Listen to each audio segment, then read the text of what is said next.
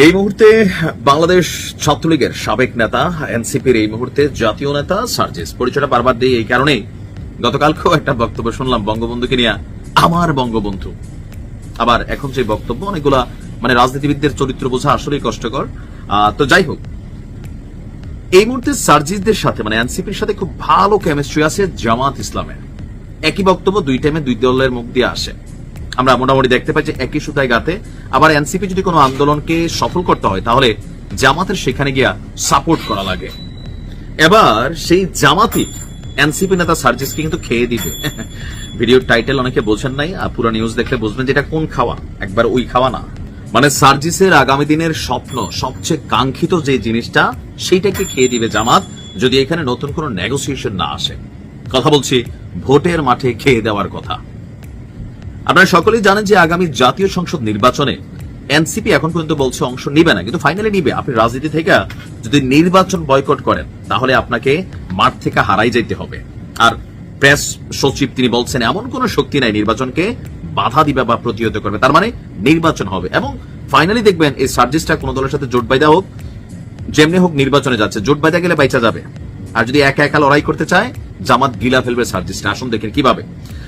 আপনার পঞ্চগড় এক আসন, খুবই ত্রিমুখী লড়াইয়ের একটা সংঘর্ষের আভাস পাওয়া যাচ্ছে। কারণ এই আসনটিতে ইতিমধ্যে প্রার্থী চূড়ান্ত করে দিয়েছে জামায়াত ইসলামী। তবে এখন পর্যন্ত বাংলাদেশ জাতীয়তাবাদী দল তারা বিএনপি ওইখানে কোনো প্রার্থী চূড়ান্ত করেনি। তবে ওই আসনে বেশ কয়েকজন বাঘা বাঘা ক্যান্ডিডেট আছে বিএনপির। এর পাশাপাশি ওই আসন থেকে আপনার জাতীয় নাগরিক পার্টির উত্তরাঞ্চলের মুখ্য সংগঠক সার্জিস আলম তিনি প্রার্থী হতে যাচ্ছেন। ইতিমধ্যে দলীয় নেতাকর্মীদের নিয়ে সভা সমাবেশ ছাড়াও উঠান বৈঠক, নির্বাচনী কার্যক্রম অনেক কিছু তিনি শুরু করেছেন। আর জাতীয় সংসদের সাবেক স্পিকার ব্যারিস্টার মোহাম্মদ জমিরুদ্দিন সরকারের ছেলে ব্যারিস্টার নওশাদ আগামী নির্বাচনে এই আসনে প্রার্থী হচ্ছেন, এটা প্রায় নিশ্চিত। এটা সম্ভবত জামাত ইসলাম থেকে আগে ভাগেই তারা প্রার্থী চূড়ান্ত করেছে। তারা করছে হচ্ছে আপনার দলের জেলা যিনি আমির আছেন মাওলানা ইকবাল হুসাইন, জামাতের একক প্রার্থী এখানে। আর জুলাই অভ্যুত্থানের পর থেকে মোটামুটি মাঠ তারা ভালোই গুছাইছে, কেন্দ্রীয় মহাসমাবেশ সহ বেশ কিছু সভা সমাবেশ তারা এইখানে করেছে। সাংগঠনিক কর্মকাণ্ড এই মুহূর্তে সেখানে পিছিয়ে নেই।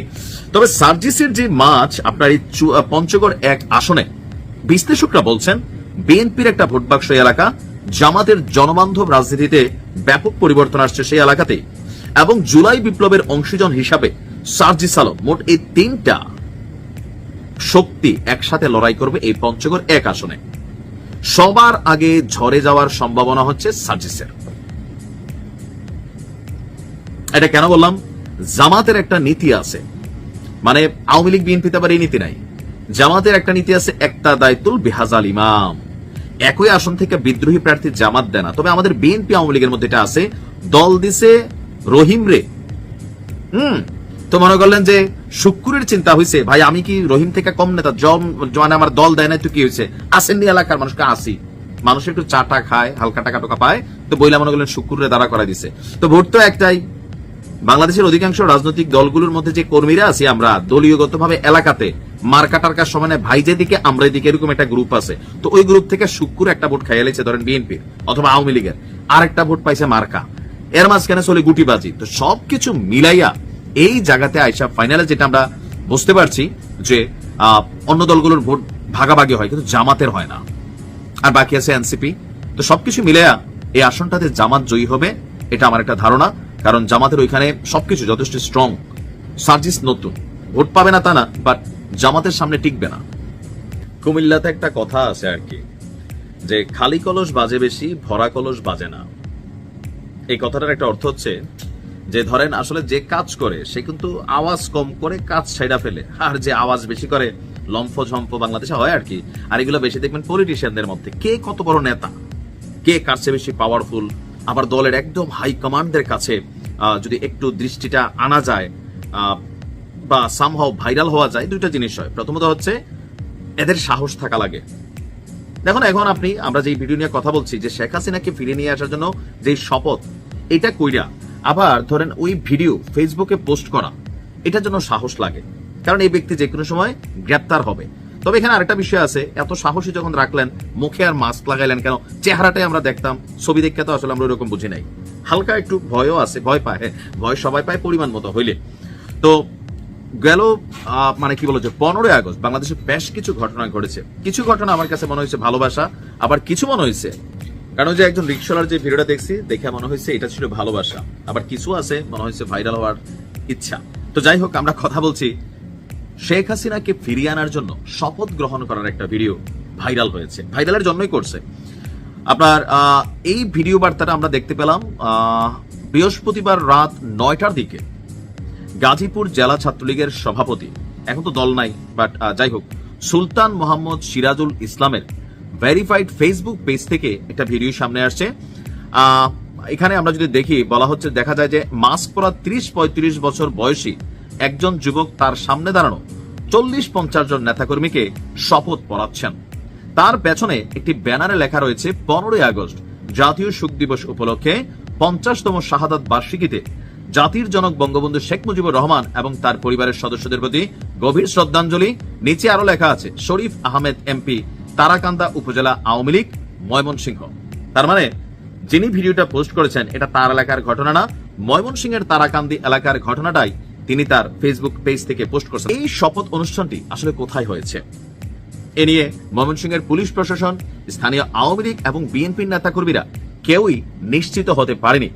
সেখানে যে শপথ আমরা দেখলাম যে বিসমিল্লাহির রহমানির রহিম, তারপর এখানে বঙ্গবন্ধুর বিভিন্ন বক্তব্য আসছে একদম শেষ দিকে আসছে যে জায়গাটা গুরুত্বপূর্ণ, যে বাংলাদেশ আওয়ামী লীগের সভাপতি, মানবতার মা, মাননীয় প্রধানমন্ত্রী জননেত্রী শেখ হাসিনা আপাকে, একবার মাও ডাকে একবার আপাও ডাকে, নেত্রী কিন্তু বলছিল যে ম্যাডাম ডাকবা না, তোমার জায়গা অনুযায়ী ডাকতে পারো, দাদু নানু, এরপরও পোলা ফ্যান শোনে না। যাই হোক, তো সে বলছে যে মাননীয় কি বলেছে, শেখ হাসিনা আপাকে ফিরিয়ে আনতে ময়মনসিংহ 2, ফুলপুর এবং তারাকান্দা আসনের সাবেক মাননীয় গৃহায়ন এবং গণপূর্ত প্রতিমন্ত্রী জনাব শরীফউদ্দিন আহমেদ এমপি মহোদয়ের নেতৃত্বে ময়মনসিংহ আওয়ামী লীগের সকল নেতাকর্মী এবং সাধারণ মানুষকে ঐক্যবদ্ধ করে শরীরের শেষ রক্তবিন্দু দিয়ে হলেও ফিরিয়ে আনবো ইনশাল্লাহ।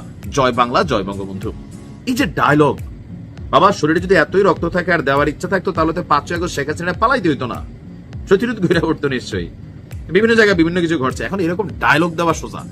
গত 16-17 বছর শেখ হাসিনা এরকম ডায়লগ শুনতে শুনতে তিনি নিজেই বিভ্রান্ত হয়ে গেছিলেন যে আসলে কি। এখন সিদ্দিকদের নমুনা দেখেন না, ভাইরাল সিদ্দিক।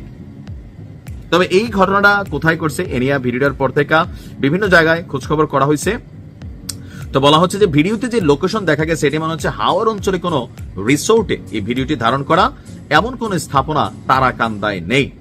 আর ওসি সাহেব বলছেন যে এই ভিডিওটি ফুলপুর উপজেলার কোন স্থানে করা হয়নি, প্রশাসন নজরদারি রাখছে। আর যে সকল যুবকদের দেখা গেছে তাদের পরিচয় নিশ্চিত করা যায়নি। ফুলপুর এলাকার কোনো ব্যক্তি এই ভিডিওতে থাকলে তাকে গ্রেপ্তার করা হবে।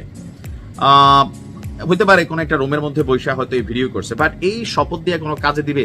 আপাতত কোনো কাজে দিবে না, ভাইরাল হওয়া যাবে। ভবিষ্যতে দল ক্ষমতায় আসলে এই ফুটেজগুলাই ব্যবহার করবে, দেখেন নেত্রী বা দেখেন নেতা তখন কিভাবে ঝাঁপাই পড়ছিলাম আপনার জন্য। 16-17 বছর বিএনপি এবং জামাত অনলাইনে এত পরিমাণ আন্দোলন করত, রাজপথে কিন্তু নামতে পারে নাই। শেখ হাসিনা নিজে দেন নাই ওইটা, যার কারণে শেখ হাসিনার সরকার উৎখাত করা বা একটা প্রতিরোধ গড়ে তোলার সক্ষমতা হয় নাই। ফেসবুকে মনে হইতো যে ঈদের পর বিএনপির একটা ডায়লগ ছিল, জামাতও বলতো যে ঘটনা ঘটাই দেবে, বাট একটা মেটিকুলাস প্ল্যান হয়েছে বা ডিজাইন হয়েছে, যে ভাষায় বলেন, বা গণবিপ্লব হয়েছে, অভ্যুত্থান হয়েছে, যেটাই হয়েছে ফাইনালি মানুষকে মাঠে নামতে হয়েছে, জীবন দিতে হয়েছে, তারপর আওয়ামী লীগ উৎখাত হয়েছে, এমনি এমনি হয় নাই। সো ফেসবুকে এসব শপথ টপথ দিয়া এগুলা দিয়া ভাইরাল হওয়া যাবে, কিন্তু দলীয় কার্যক্রমে কোন রকম ভূমিকা রাখা যাবে না। আরেকটা জিনিস ফ্রিতে পাওয়া যাবে, সেটা হচ্ছে জেলের ডাল ভাত কাটা খাওয়া যাবে।